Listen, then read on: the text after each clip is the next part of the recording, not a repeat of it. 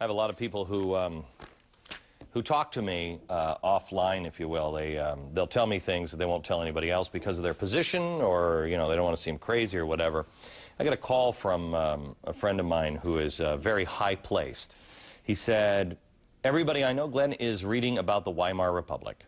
And I said, "Oh, geez, the loaf of bread with a wheelbarrow full of money Republic?" He said, "Mm-hmm. It is what a lot of people believe is coming. Try to buy a book online about the Weimar Republic. You will have a hard time finding some of the books. A lot of them are just suddenly gone. Who's reading them all, and why now?" Peter Schiff, president of Europac and author of the little book of bull moves and bear markets. Peter, worst nightmare looks like it's coming true, because as much as anybody wants to say that we're borrowing this money, we are borrowing some of this money, but people are also asking for insurance, if you will, on our treasuries, which has never, ever happened before. We need credit default swaps on our treasuries now to make sure that, because some people are saying, I don't know if they're good for the money. We're printing a lot of this money, aren't we? Well, I think that's where it's going to come from. Remember, credit comes from savings, and we blew through most of our savings when the dot-com bubble crashed, and then we started borrowing a lot of money from the rest of the world. Wall Street helped us do this with these structured products where we tapped into the global savings glut, and we borrowed from China and Saudi Arabia and Russia and Japan. But now we can't pay the money back, and nobody wants to lend us any more, so they're trying to recreate it with a printing press, and that's exactly what happened in Weimar Republic, Germany. That's what's happening in Zimbabwe right now. When you have inflation, let's just say that unemployment next summer is maybe 10%. And you inflation at what? What do you project next year, just by the amount of money that we put into the market? Well, I think it's already running a little bit north of 10%. I think pretty soon, maybe a year or two down the line, it's going to be going at least 20 or 30% per year. Inflation. The government won't admit it, but it will be. Right. But they won't admit it, but we'll feel it. When inflation is 20%, you have unemployment at at least 10%. What happens then? People can't pay their bills, they can't pay their mortgages, they can't pay their credit cards. I mean, the whole thing starts to fold. Well, Glenn, they already can't pay their bills. I know. And the government, see, instead of encouraging us to start saving now so we can pay back the debt, they're trying to encourage us to borrow even more money and spend that. What's going to happen, of course, is as inflation starts running out of control and prices start going through the roof, the government again is going to focus on the symptoms and not the disease, and they're going to impose price controls on energy, on food, on a lot of other things that are vital, which means shortages, which means long lines, black markets, civil unrest. All this stuff is coming if we don't stop. Okay, Peter, let me be just a conspiracy guy here for just a second, because what drives me crazy is all these people are so very smart. They know. I mean, I get a call from somebody who is in the know, and he says everybody's reading about this. Everybody is aware. And this is a guy at the highest level of global banking.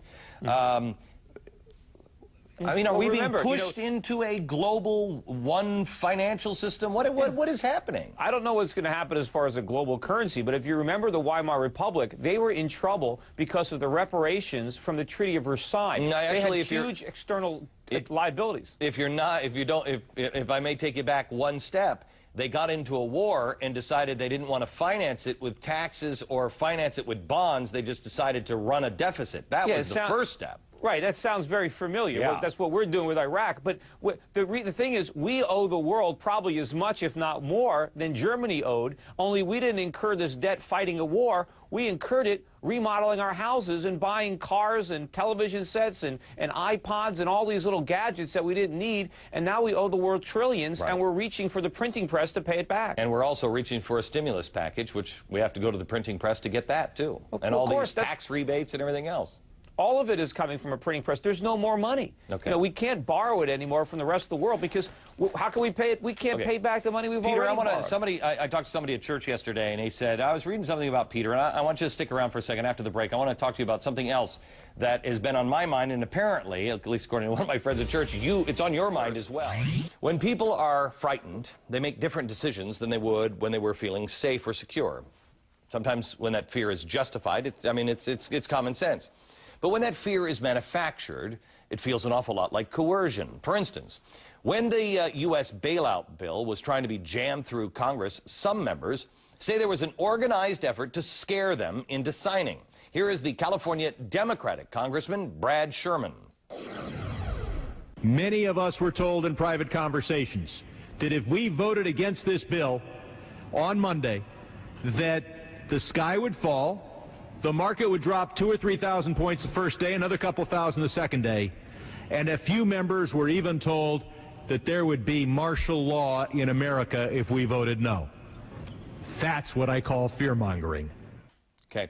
We've called this congressman's office. He's not speaking to the press. I wonder if there's more fear or intimidation going on. Martial law. Could it really have happened? Joining me once again is Europac president and author Peter Schiff. Peter, let's talk a little bit about martial law. Why would that even be a consideration? Well, I don't think it was a threat if they had rejected the bailout bill, but I think it is a possibility a few years down the line. We just spoke a little bit about price controls and the effect that they're going to have.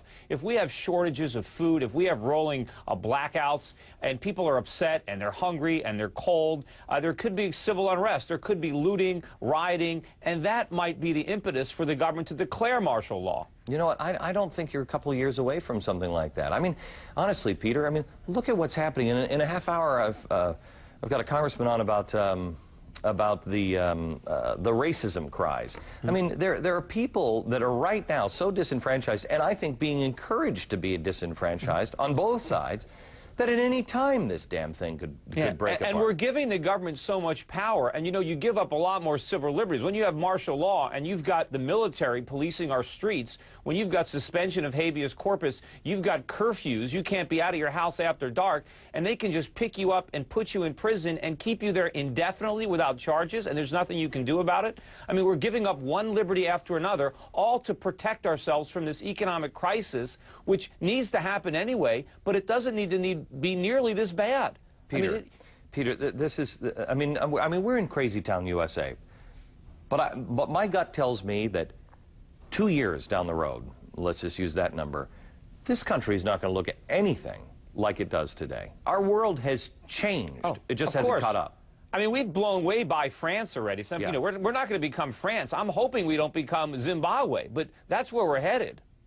Explain that. Because most people will say that's insane. I sat with a guy this weekend who's a good friend of mine. He said, Glenn, I got to tell you something. 6 months ago, he's in the financial business. He said, 6 months ago, I thought you were crazy. He said, how did you know? And I said, it's common sense. It is common sense. And, you know, people think that hyperinflation can't happen here. Well, you know, the laws of physics works everywhere. If you throw a ball up in the air in Zimbabwe, gravity is going to bring it back down, just the way it is here. And economics is a science. There are laws, and it doesn't matter where you apply them, you're going to get the same result. So if we follow their monetary policy, that's where we're going to go. We need to replenish our savings. And the government is not letting us do that. The government is forcing spending. They're force-feeding spending down our throats. Peter, do you remember in the Great Depression? I mean, not like you or I that were there, but I've been doing my homework on the Great Depression the last couple of years. This is exactly what the government did. In fact, in I think 1935, they said to companies, "You must spend your money, or we tax it all and take it away." And the company said, "We can't do that. We won't have any money for a rainy day." Lo and behold, rainy day came, crash again. Yeah, the left-wing agenda wants us to think that the reason there was a depression was because the government didn't do anything.